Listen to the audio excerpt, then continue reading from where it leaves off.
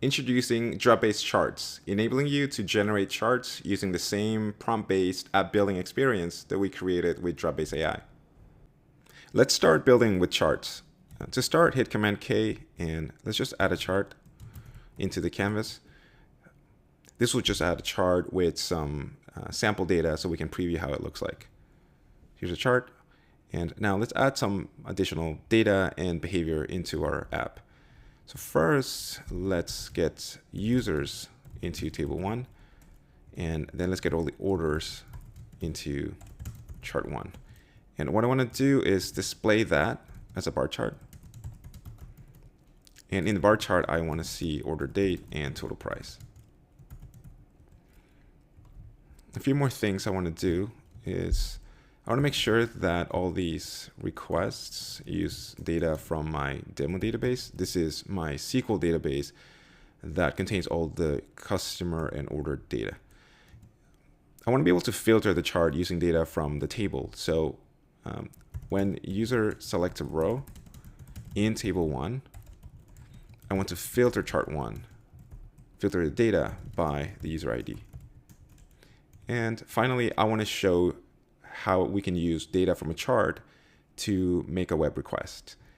So it'll be an interesting feature. So when users click on chart 1, I want to pass the X and Y values in the chart as a Slack message via a web request. So this will show us how we can make some external API call, passing input from our app into it. So let's see how this looks like.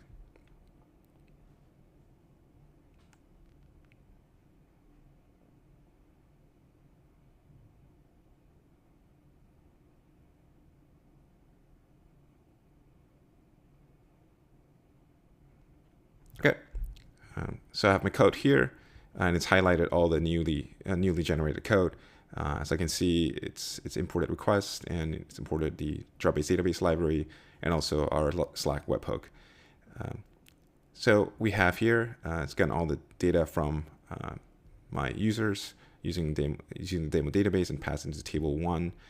And here on row change, it basically gets order date and total price from our orders table, and then passes it onto the chart, but filter with the user ID that's from the selected row.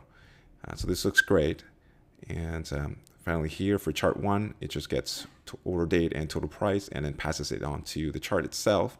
And finally on chart click, I get the X and Y values, and then make a web request to Slack and passes that as a message.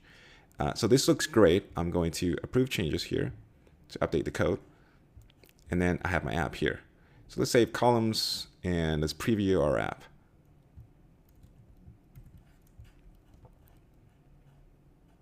Okay, so here I have the newly created app. If I click on one of these rows, it'll filter the chart with the user ID that's selected here. So it'll show me all of John Doe's orders here. And if I change a different one, it'll keep selecting a different row and keep updating data.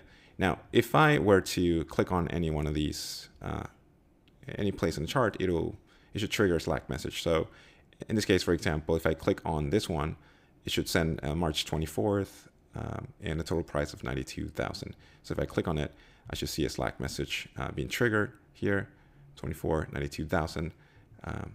That's correct. And then here, if I click on this one, it'll show March 27th, and it'll see 96,000. So that's the app. If you're curious, here you can also look at all the code behind the scenes. This is all the code that was generated to power this app.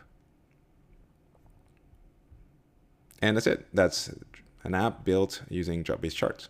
Thank you.